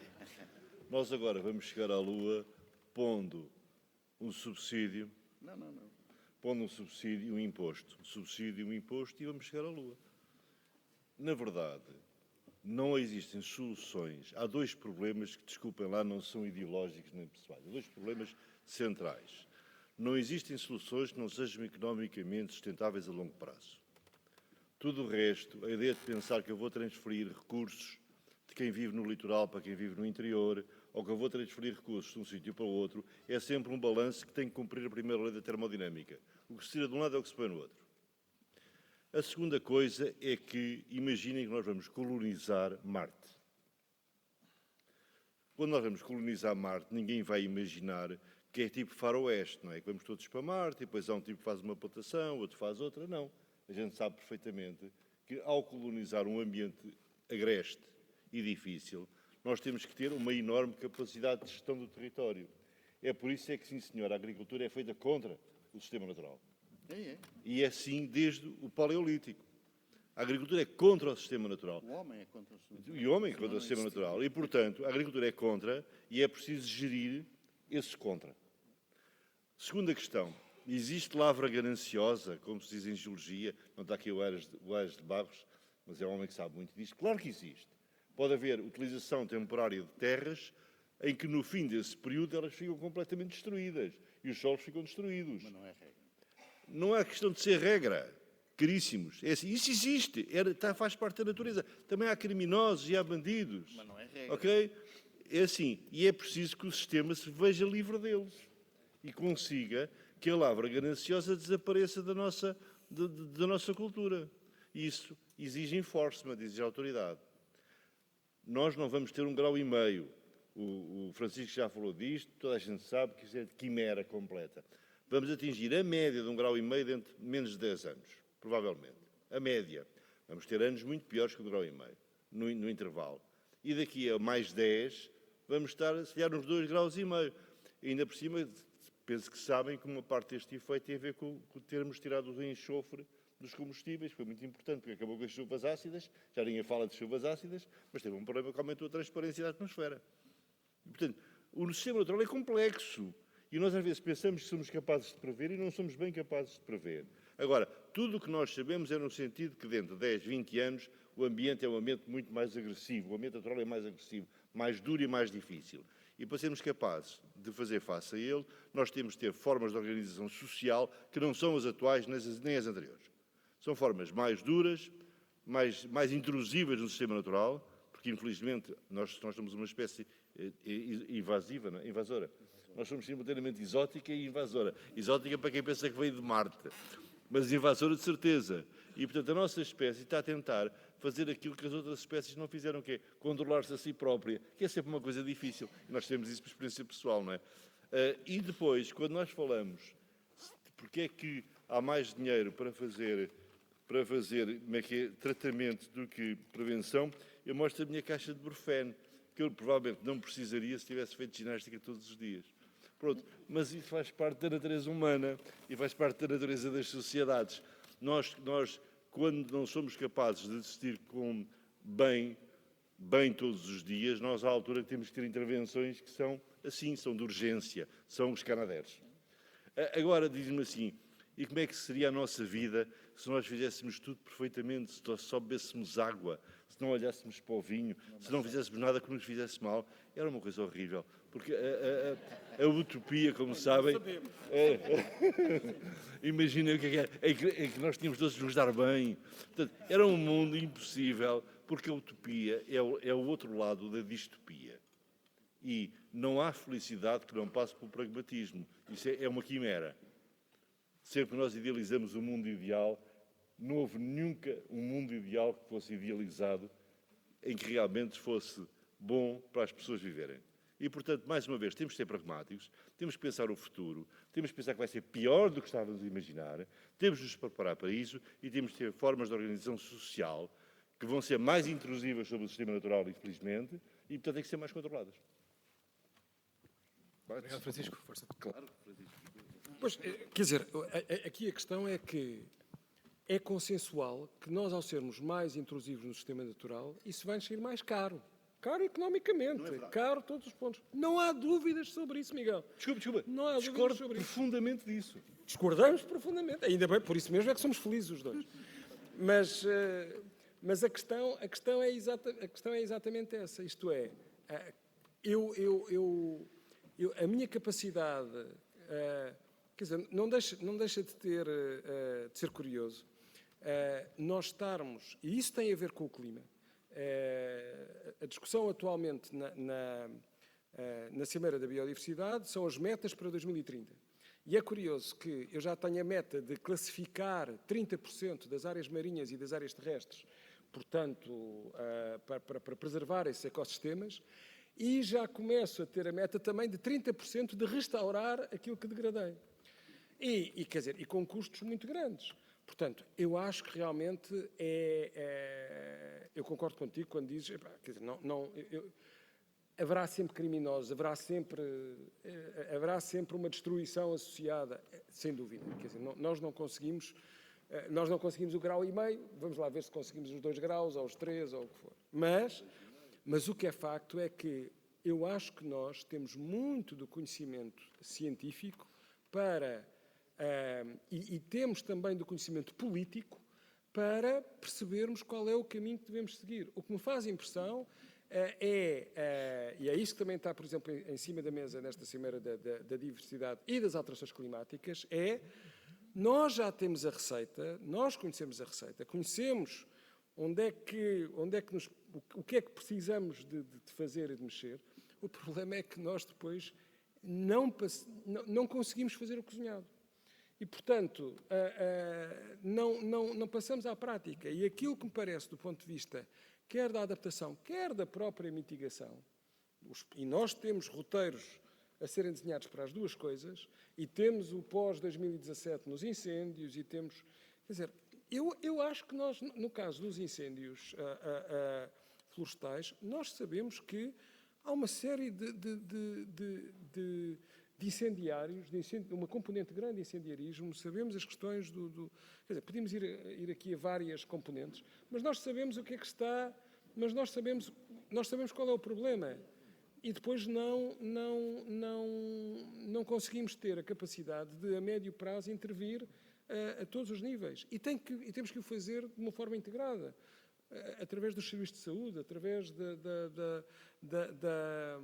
ou seja, aquilo que me faz impressão em relação à adaptação e à mitigação das alterações climáticas é nós termos evidências cada vez maiores do que está a mudar e olharmos para alguns países que estão já a fazer essa prevenção e nós estarmos atrasados. Ou seja, vamos à Holanda perceber o que é que está a ser feito em termos de lidar com a subida do nível do mar. E vamos ver o que é que nós estamos a fazer em relação à subida do nível do mar. E, portanto, é perceber que, disse o Pimenta Machado, que nós já conseguimos mexer numas casas, num sítio, noutro, etc, etc. Mas, quer dizer, nós temos um plano para 2100, nós temos uma estratégia de adaptação que vamos conhecê-la em 2025 e vamos ver as ações de 2025. Nós temos um Plano Nacional de Energia e Clima para 2030 que é extremamente ambicioso a todos os níveis, mesmo assim. E, portanto, não concretizável mesmo. Em alguns casos não concretizável, exatamente.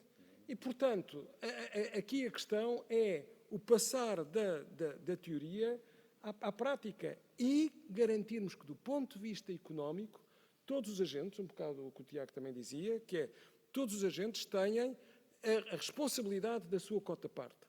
E aí nós devemos ser tão transparentes quanto possível. A Lei Quadro da Água diz que se eu faço um investimento numa barragem, eu tenho que depois garantir o pagamento do funcionamento dessa barragem. Quer dizer, o exemplo da Alqueva é paradigmático. Pode ser ou não um elefante branco, e certamente muitas das coisas que nós dissemos que a Alqueva poderia ter, não vamos discutir aqui a Alqueva, mas tal como a ponte sobre o Tejo, os ambientalistas também disseram na altura, nós pensávamos que seria uma ameaça muito maior e os flamingos continuam lá perto, ok? Não, portanto, foram mais para... então pronto, então sempre fugiram para a Quinta da Foz. Mas aqui a questão é, quer dizer, a nossa capacidade de previsão é limitada, mas temos é que ser realmente honestos e transparentes nessa avaliação e nessas incertezas e ver o que é que... E na monitorização e no acompanhamento. Muito obrigado. Dizem-me que temos tempo para uma pergunta do público, se alguém quiser. Se não, tenho eu sempre muitas perguntas para fazer, é esse o meu trabalho. Não? Então faço eu e faço aqui, quer dizer, para todos, na verdade, mas começava aqui agora pelo Francisco Ferreira. Temos a Cimeira do Clima à porta, temos um cenário geopolítico desastroso, para não dizer o pior. Se é difícil, em circunstâncias normais, ter uma boa Cimeira do Clima, qual é a sua expectativa para esta Cimeira do Clima em particular? É curioso que quando nós olhamos para estas cimeiras das Nações Unidas, os temas são quase todos parecidos e semelhantes. E o primeiro grande tema é o financiamento. É esse que nos leva sempre à grande discussão. Portanto, o Acordo de Paris prevê 100 mil milhões de dólares por ano até 2025 a serem transferidos dos países desenvolvidos para os países em desenvolvimento. Ora, a grande questão que vai estar em cima da mesa no Azerbaijão é que o Acordo de Paris diz que este valor tem que aumentar e muito para mitigação e ou seja, para os outros países seguirem caminhos energéticos diferentes e não só, e para a adaptação. Esse vai ser um ponto dramático. O segundo ponto dramático, e na Cimeira da Biodiversidade também, quer dizer, eu estou a seguir a Cimeira e a questão principal é que são precisos 20 mil milhões por ano a partir de 2025, num total de 200 mil milhões até 2030, para eu conseguir atingir as metas.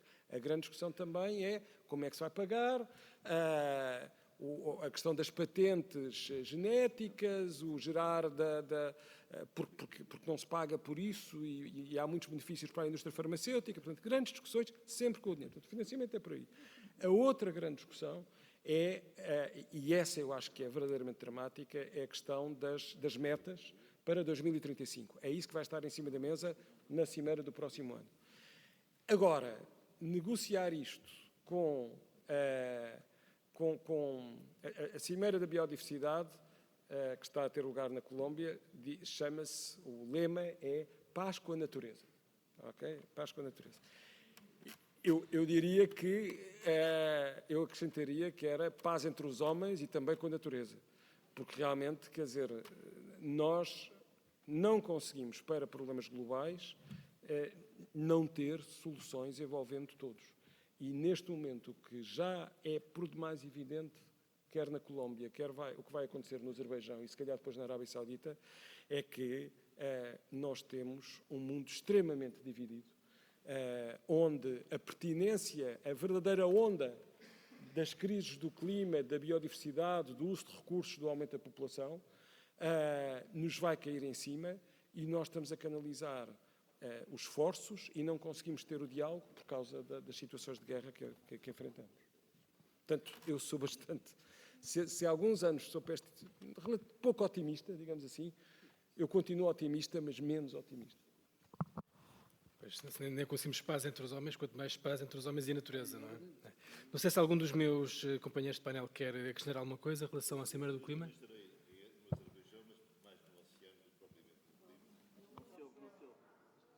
Bem, eu estarei também na COP, mas mais do ponto de vista do oceano do que do ponto de vista do clima, e só não vos vou falar do oceano, não quero mesmo assustar as pessoas. A situação do oceano é uma situação bastante mais crítica. O aumento do aporte de água doce para o oceano, tanto pela fusão do gelo, como pelo aumento da precipitação nas latitudes elevadas, teme-se que altere significativamente a dinâmica do oceano. Existem vários indicadores que são preocupantes do ponto de vista da chamada AMOC, no caso do Atlântico, não é, da corrente do giro do Atlântico, que poderá ter efeitos significativos, por exemplo, em Portugal, mas isto ainda é tudo uma situação que, como nós temos muito menos observação no oceano do que temos na atmosfera, a capacidade de previsão é sempre mais baixa. E, portanto, é para vos dizer que preparem-se. Nós estamos no caso em que o princípio da precaução não pode ser não fazer nada. Tem que ser preparar-se para o pior. Porque, na verdade, nós estamos a encarar cenários que são de grande dificuldade. Como se isso não chegasse, como disse o Francisco, nós estamos num mundo muito polarizado. Na minha opinião, criou-se um erro, contra o qual eu votei sempre contra, que é criar demasiados estados pária nas organizações científicas internacionais, que leva a que nem na ciência, em que sempre houve uma grande, digamos, cooperação entre todos os sistemas políticos, nem na ciência neste momento irá haver o nível de cooperação que houve no passado. E, portanto, nós temos todos os ingredientes de um cozinhado que, francamente, não parece bom. E, portanto, é importante nós sermos capazes de preservar o melhor que pudermos aqui o território que está sob a nossa responsabilidade, chamemos assim, tanto marinho como terrestre, e vai ser necessário, provavelmente, fazer opções que não vão ser fáceis e vão ter custos. E quando eu falo de custos, significa mesmo custos ao nível da qualidade de vida das pessoas. E, portanto, mais vale começarmos a vermos com rigor e certeza aquilo que nos espera e termos coragem nas decisões para sermos capazes de sobreviver e passar estas décadas, que vão ser, na minha opinião, francamente difíceis. Eu queria deixar uma mensagem ainda bem positiva. Ainda bem, ainda bem. Basicamente é assim, aquilo que aconteceu agora em 2024, naquele dia 16 e 17, era antecipável, o conhecimento esteve disponível, mas também mostra, pelo aumento da pressão meteorológica, as fragilidades que o sistema ainda tem, na lógica da gestão do risco, propriamente dita. Nomeadamente não cortar as autoestradas, reacendimentos, coisas que as entidades podem, se tiverem o guiding político, corrigir. Não é preciso orçamentos, é preciso gestão de processo e alinhamento de vontades. Isto para dizer o quê? O país conseguiu desde 2017, depois daquele sobressalto, conseguiu reduzir o número de incêndios, conseguiu reduzir a área ardida para níveis de 1%, estava nos 3%, quer dizer, a média faixa andando, mas vamos avançando. E há um reforço institucional forte que foi conseguido e nós, o nosso papel é a coordenação estratégica, a monitorização e a avaliação deste novo edifício, que é um edifício muito complexo, mas, porque o problema é complexo, são muitas entidades que mexem nos sistemas, desde a saúde, em cuidar dos incendiários que estão alcoolizados ou com problemas de adição grave e, portanto, geram incêndios porque sim, e isso tem que ser tratado do ponto de vista do Sistema Nacional de Saúde, ao problema da tecnologia e da inteligência artificial e a capacidade de antecipar as situações. Portanto, várias entidades mexem no tema. Eu acho que era importante aqui transmitir a seguinte mensagem. É possível, o país tem uma rede de conhecimento que permite gerar melhor informação e, com isso, melhor conhecimento para as instituições tomarem as melhores decisões. Há reporte, e aqui eu queria destacar o papel dos jornalistas, no sentido de mediar o debate entre aquilo que os edifícios técnico-institucionais produzem e aquilo que a sociedade tem, e esse o papel que a gente faz com o relatório que entrega anualmente ao Parlamento e ao Governo, é a base de trabalho que os jornalistas usam, e foi interessante ver que agora em 2024 isso foi usado. Olha, eles já tinham avisado, olha, esta informação está abaixo, em vez dos 200 mil hectares por ano de gestão de combustíveis, só foram feitos 80 mil, e isso vai ajudar a tomar melhores decisões. O Prémio Nobel, por acaso, não é por acaso, mas é porque foi mesmo assim, foi atribuído a economistas da área das instituições, porque elas importam mesmo, elas são mesmo importantes. Neste mundo cada vez mais liberalizado, as instituições fazem a diferença na condução das políticas públicas. E se nós pensarmos nos anos 80 e do Manuel Leitor e do Mariano Gago e da política científica e tecnológica, de facto houve um avanço brutal em que o país conseguiu superar um atraso crónico na área de conhecimento. Eu estou convencido que se houver dedicação, esforço, coordenação das políticas, os incêndios podem ser reduzidos.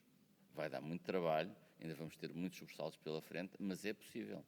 E é possível dentro de 2 ou 3 ministérios, nomeadamente na agricultura e com a silvopastorícia, a ajudar a floresta a ser mais resiliente.